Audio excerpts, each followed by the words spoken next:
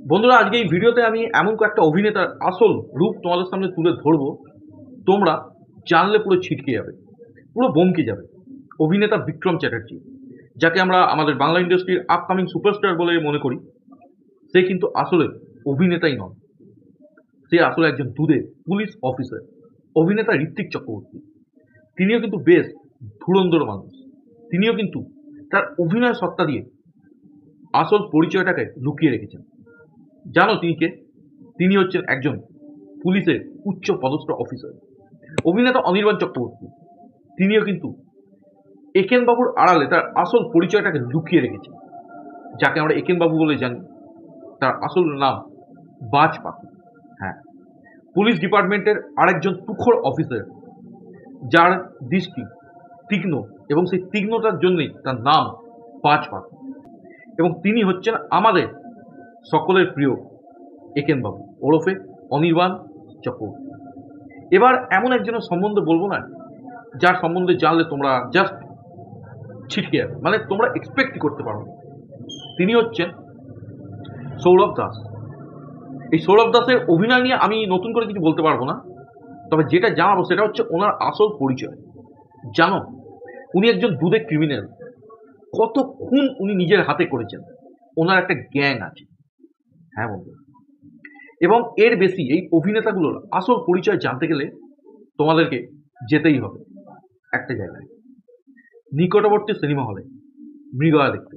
কারণ এই মৃগয়ার মাধ্যমেই তাদের আসল রূপ কিন্তু তোমাদের সামনে উঠে আসবে।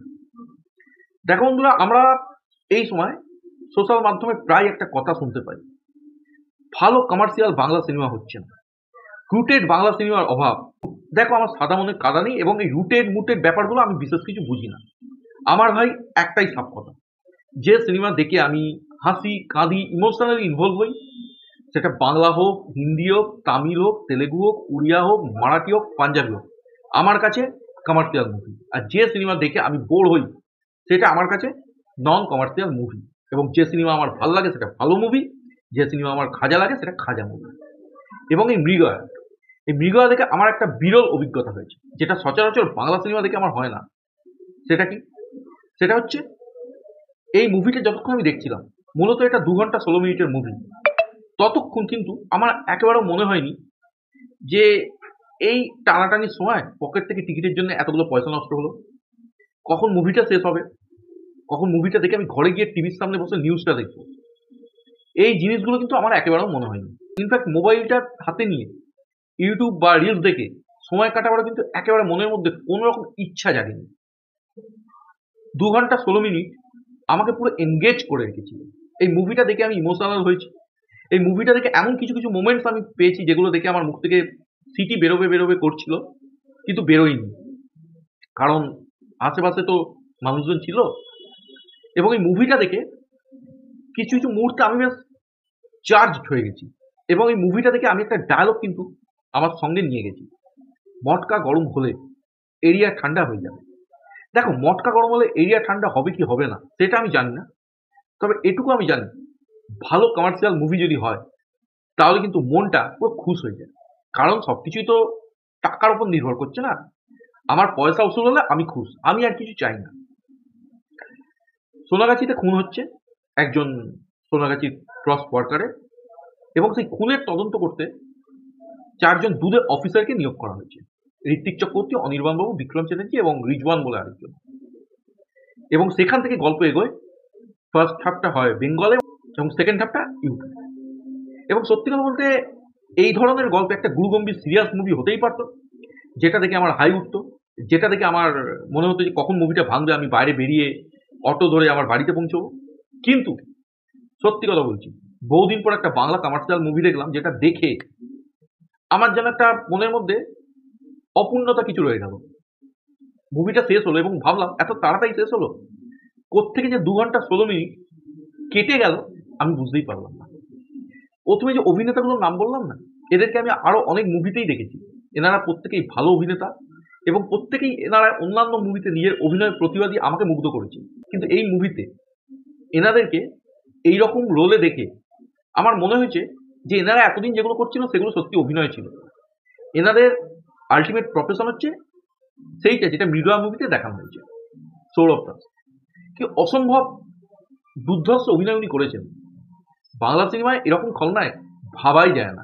বিক্রম চ্যাটার্জি একটা অ্যাংরি ইয়ং ম্যান পুরো ব্যাপার কিন্তু ধরে রেখেছেন। এবং ঋত্বিক চক্রবর্তী কমেডি তো উনি ভালো করেন, কিন্তু এই মুভিতে উনি অ্যাকশনও করেছেন। এবং এই মুভির অ্যাকশন দৃশ্য দেখে আমার মনে পড়ে গেল ওনার প্রথম মুভি পাগল প্রেমীর কথা, যেখানে হয়তো শেষবারের জন্য উনি অ্যাকশনটি করেছিলেন। এবং এখানেই থেমে নেই বস, অনির্বাণ বাবুও কিন্তু এই মুভিতে চুটিয়ে অ্যাকশন কমেডিতে ভরিয়ে দিয়েছেন। এবং অবশ্যই বলতে হয় রিজওয়ান বলে একজন চরিত্র আছে, সম্ভবত এই ছেলেটি আয় কুকু আয় মুভিতে দিতিপ্রিয়ার বয়ফ্রেন্ডের চরিত্র অভিনয় করেছিল। এই ছেলেটিও কিন্তু এই মুভিতে ভালো অভিনয় করেছেন। কিন্তু ওভারঅল অ্যাক্টিং এর যদি কথা বলি, প্রত্যেকেই বেশ বেশ বেশ ভালো অভিনয় করেছেন। এবং অবশ্যই এই সবকিছুর পেছনে আছেন মাস্টারমাইন্ড অভিরূপ ঘোষ। এই মুভির যখন ট্রেলার এবং টিজার নিয়ে আমি কথা বলছিলাম, তখন একটা জিনিস আমি বলেছিলাম যে এই পরিচালকের নাম দেখে এই মুভিটা দেখতে যাওয়ার ইচ্ছে কিন্তু আমার কয়েকশো গুণ বেড়ে গেছে। কারণ এই পরিচালক যেটা প্রমিস করেন সেটা কিন্তু ডেলিভার করার চেষ্টা করেন। কোনো রকম ফাঁকিবাজি, আওতাবাজি এই জিনিসটা উনি করেন না। উনি যদি প্রমিস করেন বিরিয়ানি খাওয়াবেন, তো বিরিয়ানি খাওয়ান। ওই বিরিয়ানি খাওয়াবেন ডেকে এনে মুড়ি বাতাসা ধরিয়ে দিচ্ছেন, এই জিনিস উনি করেন না। এবং আমি এখনো মনে করি যে অভিরূপ ঘোষ যেটা দেখিয়েছেন সেটাই কিন্তু ডেলিভার করেছেন। এই মুভিতে একটা বাচ্চা ছেলে আছে, তার চরিত্রের নাম আবির। তার সঙ্গে বিক্রম চ্যাটার্জির যে কেমিস্ট্রি না, একটা সময় পর চোখে জল এনে দেয়। মা বলে একটা গান আছে, সেই গানের দৃশ্যায়নটা এত সুন্দর এবং গানের মধ্যে এত ইমোশনাল ব্যাপার স্যাপার ঘটে না। সত্যি কথা বলতে বাংলা সিনেমা দেখে এইরকম ইমোশনাল আমি লাস্ট কবে হয়েছি মনেই করতে পারছি না। এবং বাংলা সিনেমাতে বাচ্চা ছেলে মানে শিশু শিল্পীর অভিনয় চিনি দেখার পর থেকে আমি বেশ ভয় ভয়ে থাকি। কোনো রকম পাকামো নেই, ওভার স্মার্টনেস নেই, একটা বাচ্চা যেমন হওয়া উচিত ঠিক সেরকম ভাবে প্রেজেন্ট করা উচিত। এবং প্রিয়াঙ্কা সরকার, তাকে অধিকাংশ ক্ষেত্রে আমার খুব ন্যাকা বলেই মনে হয়, কিন্তু এই মুভিতে বেশ মেয়ে দিন একটা পারফরমেন্স দিয়েছেন। এবং বিক্রম চ্যাটার্জির এখানে একজন গার্লফ্রেন্ড হবেন, তিনিও ক্রস কোয়ার্টারের একজন কর্মী। এবং তার সঙ্গে বিক্রম চ্যাটার্জির যে প্রেমটা, সেই প্রেমটা আস্তে আস্তে হচ্ছে কিভাবে, মানে ঝগড়া থেকে প্রেম হলো, সেই যে ব্যাপারগুলো, সেই যে ট্রান্সফরমেশন গুলো, সত্যি অনস্ক্রিন দুজনকে যতটা ভালো লেগেছে ততটাই কিন্তু এদের ট্রান্সফরমেশনটা আমার অন্তত ভালো লেগেছে। ছবির বিজিএম সেটাও বেশ প্রশংসার দাবি রাখে। এবার যদি বলি ছবির অ্যাকশন ডিপার্টমেন্টের কথা, দেখো এইরকম অ্যাকশন যে আমরা দেখিনি তা নয়, দেখেছি।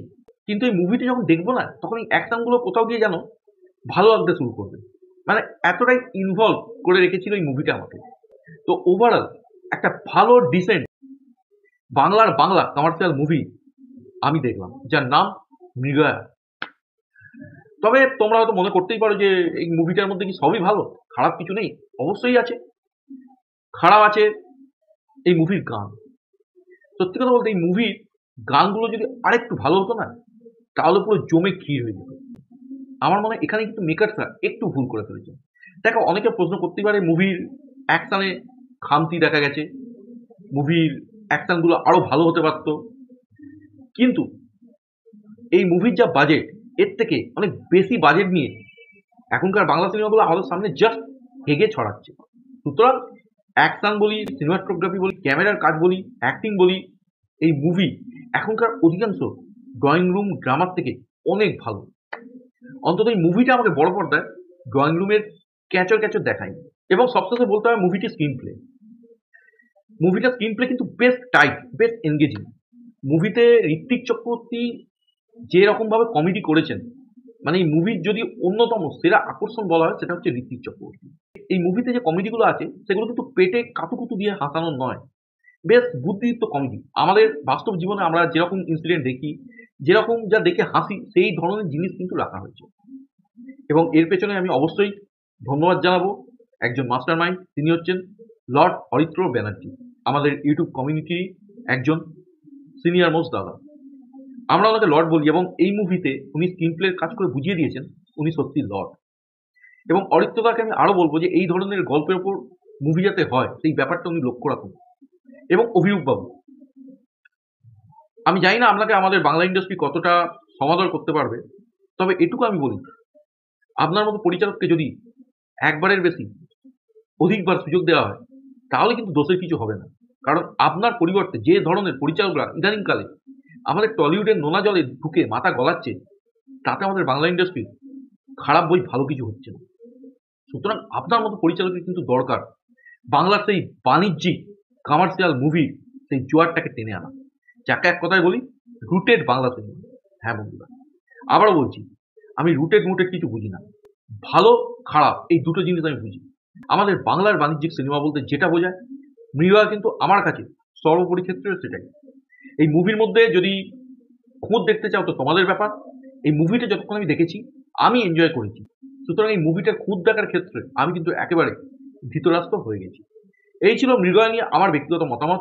তোমরা যারা দেখেছো তোমাদের কেমন লাগলো কমেন্ট সেকশনে অবশ্যই জানাও, এবং আজকের ভিডিও নিয়ে তোমাদের কি মত সেটা কিন্তু জানাতে ভুলো না। যদি ভিডিও ভালো লাগে তাহলে অবশ্যই ভিডিওটাকে লাইক করো, শেয়ার করো, এবং চ্যানেল বা ভিডিও নতুন হলে সাবস্ক্রাইব করো, এবং ফার্দার নোটিফিকেশনের জন্য বেল আইকনটা কিন্তু ক্লিক করতে ভুলো না। সকল ভালো থেকো, সুস্থ থেকো, টেক কেয়ার, বাই বাই।